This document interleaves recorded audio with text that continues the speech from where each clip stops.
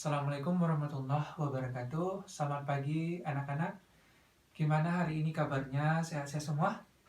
Oke, alhamdulillah sehat-sehat semua. Hari ini ada yang tidak hadir. Tampaknya semuanya lengkap. Tidak ada kursi yang kosong ya.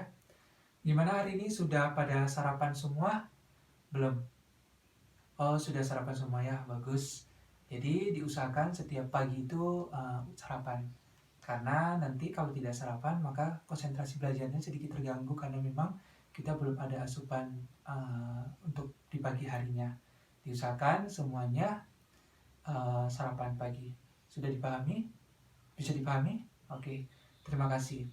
Baik, Bapak sebelum pertemuan sebelumnya telah membahas tentang jembatan ya anak-anak ya. Jembatan dan pengertian jembatan, jenis klasifikasi jembatan, dan kegunaan jembatan di pertemuan sebelumnya. Dan pada hari kesempatan ini, Bapak akan membahas tentang konstruksi bangunan air. Baik, sebelum kita memulai mata pelajaran hari ini ataupun materi hari ini, berarti Bapak absen dulu. Berarti untuk hari ini lengkap ya. Tidak ada yang tidak hadir. Dilengkap. Oke. Baik. Nah, untuk pertemuan kali ini mungkin konstruksi bangunan air terutama di Jawa Barat ini ada beberapa yang memang ada ya bangunan airnya di sekitaran baik di Bandung maupun di luar Bandung. Nah, mungkin dari anak-anak mungkin dari kalian sudah pernah melihat yang namanya bangunan air, mungkin pernah jalan ke luar kota maupun ke daerah-daerah yang memang ada seperti irigasi dan sebagainya. Nah, baik. Bapak akan menanyakan nih, sebelum kita masuki pembahasan, apa itu konstruksi bangunan air? Ada yang tahu konstruksi bangunan air apa sih dan kegunaannya seperti apa yang ada di lapangan? Seperti mungkin anak-anak yang lihat di lapangan. Ada yang tahu? Mungkin Asep? Ya? Ya sok. Good. Ada yang lain yang ingin disampaikan? Konstruksi bangunan air itu apa? Dari Nugraha? Iya, good. Ada lagi? Di belakang, kursi belakang? Oke. Iya, bagus. Bagus, oke, bagus seperti yang anak-anak sampaikan, yaitu konstruksi bangunan air yang memang ada di bendungan, di jaringan irigasi, dan sebagainya ya. Untuk materi pembahasan pada hari ini, Bapak akan membahas tiga pokok pembahasan. Yang pertama itu ada jaringan irigasi. Jaringan irigasi itu nanti seperti apa jaringan-jaringan yang ada atau yang terdapat pada irigasi ya. Terus ada fungsi atau manfaat yang ada pada jaringan irigasi itu, seperti apa yang dipakai, seperti apa kegunaannya, dan sebagainya. Terus klasifikasinya seperti apa, klasifikasi jaringan itu seperti apa yang terdapat pada irigasi seperti itu. Nah, untuk secara mendasar apa itu irigasi, seperti yang teman-teman sampaikan, tidak jauh seperti anak yang sampaikan tadi. Ada Asep, ada Nugraha, ada Septi, seperti yang kalian sampaikan tadi. Tidak jauh beda. Irigasi adalah usaha penyediaan, pengaturan, dan pengembangan air irigasi untuk menunjang pertanian yang jenisnya meliputi irigasi permukaan, irigasi rawa, irigasi bawah tanah, irigasi pompa, dan irigasi tambak. Nah, semua jenis-jenis ini memiliki fungsi masing-masing sesuai dengan kegunaannya. Nah, di sini irigasi pada umumnya memang digunakan untuk seperti mengalirkan air ke sawah-sawah untuk mencukupi kebutuhan yang ada di sawah seperti penanaman padi dan sebagainya. Sehingga wilayah-wilayah yang memang tidak terjangkau dengan mudah air, sehingga dibuatlah irigasi ini supaya pembagian airnya bisa terjangkau ke beberapa wilayah yang sudah diatur atau disetting oleh pemerintah setempat. Oke, kita next. Nah, untuk jaringan irigasi sendiri adalah saluran bangunan dan bangunan pelengkap yang merupakan satu kesatuan yang diperlukan untuk penyediaan, pembagian, pemberian, penggunaan, dan pembuangan air. Nah, di sini nanti ada pembagian ke, misalkan ada di titik A, titik B, pembagiannya di nanti saluran ada penyadap dan sebagainya untuk pembagian jaringannya.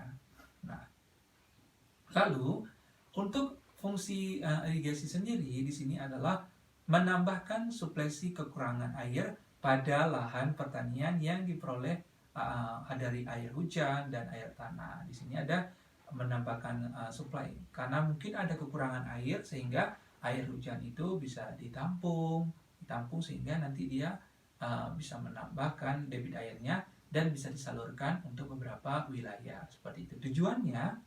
Tujuannya itu penyediaan dan pengaturan air untuk menunjang kegiatan pertanian, sumber air ke daerah yang memerlukan dan mendistribusikan baik secara teknis dan sistematis. Ya, tujuannya itu penyediaan air supaya wilayah-wilayah persawahan, pertanian bisa mengaliri air dengan baik dan teratur.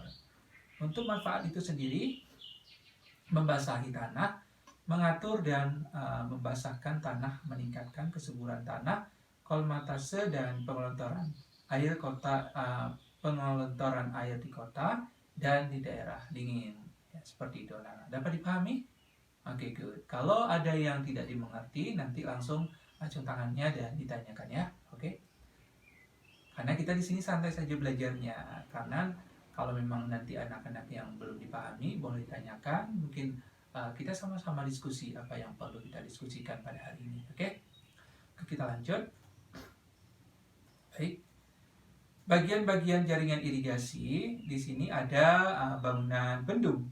Ada yang sudah jalan-jalan mungkin keluar kota ke sana melihat bendung seperti apa. Ada siapa? Oh, ada Afni. Oke, Afni. Seperti apa yang pernah dilihat di sana? Oke. Oh ya. Oke. Oh ya, bagus. Bagus, Afni. Dan yang lain pernah mungkin keliling mungkin ada pulang ke kampung nenek, ke halaman kampung siapa? Mungkin saudara, sanak family. Ada? Oke, berarti ada sebagian yang udah pernah lihat, sebagian yang belum ya di lapangan. Oke. Nah, di sini gambar bangunan bendung seperti yang ada di slide bisa diperhatikan nanti Bapak seperti yang sudah dilihat ya. Di sini ada bangunan bendung dan di sini ada bangunan pengambilan. Pengambilannya ada pengambilan itu dialiri. Dan di sini ada pintu-pintu pengambilannya seperti itu. Oke, kita next. Nah, di sini ada berfungsi untuk meninggikan muka air.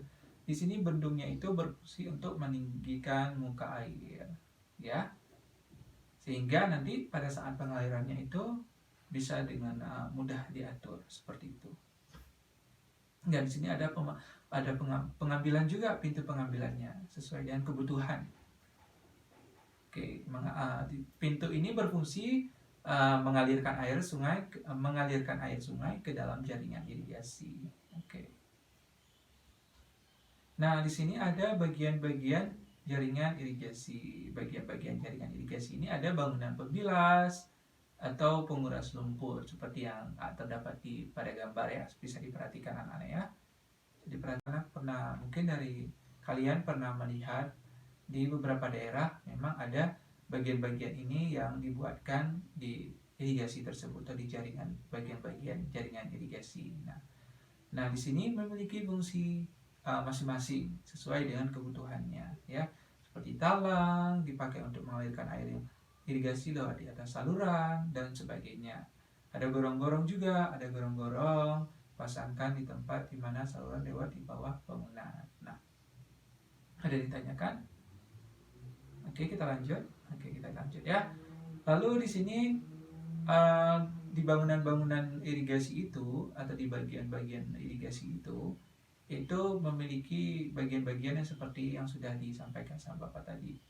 Lalu di sini ada yang namanya saluran primer. Nah, saluran primer ini saluran primer yang membawa air dari jaringan utama ke saluran sekunder peta tersier ya. Nah, seperti yang digambar kita lihat sama-sama di sini. Nah, di sini fungsinya di sini ya. Kita lihat ini dibawa dari bangunan utama, dibagi membawa air dari jaringan utama ke saluran sekunder dan beta tersier. Lalu di sini ada bangunan terjun. Nah, bangunan terjun ini itu terdapat pada bangunan utama. Bangunan utama kalau misalkan dari kalian nanti keliling ataupun tinjau ke lapangan ataupun pernah melihat di bangunan utama itu pasti ada yang namanya bangunan terjun. Bangunan terjun dan dia berfungsi menurunkan muka air. Menurunkan muka air, lalu air yang dialir itu akan dibagikan ke daerah-daerah yang membutuhkan air seperti itu untuk mencukupi air. Nah, dari sampai yang dari sekarang, baik dari yang sudah Bapak paparkan, ada yang perlu dipahami, mungkin ada yang mau ditanyakan. Sama-sama kita akan diskusi pada hari ini, yaitu tentang konstruksi bangunan air. Oke, jangan tanyakan. Oke. Baik, hari ini Bapak akan membagikan tiga kelompok saja untuk melakukan diskusi tentang bagian-bagian jaringan irigasi. Nah, bahannya seperti yang Bapak sampaikan tadi. Lalu setiap kelompok itu, kelompok pertama di sini akan membahas tentang bangunan utama ya, bangunan utama. Nanti di sini kalian harus bisa mendiskusikan tentang apa fungsi bangunan utamanya, terus bangunan utama itu seperti apa, terdiri bagian apa aja di bangunan utamanya. Lalu untuk kelompok kedua akan membahas tentang saluran primer itu. Saluran primer, apa yang dimaksud dengan saluran primer, fungsi saluran primer itu seperti apa, dan sebagainya. Oke. Lalu kelompok ketiga akan membahas tentang bangunan bagi. Bangunan bagi, apa yang disebut dengan bangunan bagi, fungsinya seperti apa, dan fungsinya seperti apa dalam terdapat pada bangunan baginya. Oke. Dapat dipahami? Iya. Setiap kelompok nanti akan mempresentasikan di depan ya, waktunya Bapak kasih 20 menit ya. Nanti dikumpulkan, kalau misalkan tidak cukup pada hari ini dilakukan diskusi, maka kita bisa lanjut ke pertemuan selanjutnya. Karena di sini kita untuk konstruksi bangunan air ini kita ada 2 kali pertemuan ya. Dapat dipahami? Ada yang belum mengerti? Oke, sudah? Oke, untuk diskusinya dilanjutkan dan Bapak sambilan untuk memantau, dan kalau ada yang menanyakan langsung ditanyakan. Oke, saya akhiri. Oke. Untuk hari ini sudah kita selesaikan kegiatan kita pada hari ini, dan untuk pemaparannya bisa kita lanjutkan di minggu depan. Oke, Nana. Dan terima kasih atas perhatiannya. Semoga kita sehat-sehat terus dan semangat belajarnya. Jangan pernah bosan untuk belajar, karena semua kemampuan yang ada kalian itu karena setiap kalian punya potensi-potensi yang kalian miliki yang berbeda-beda. Baik, Bapak akhiri. Wabillahi taufiq wal hidayah. Wassalamualaikum warahmatullahi wabarakatuh.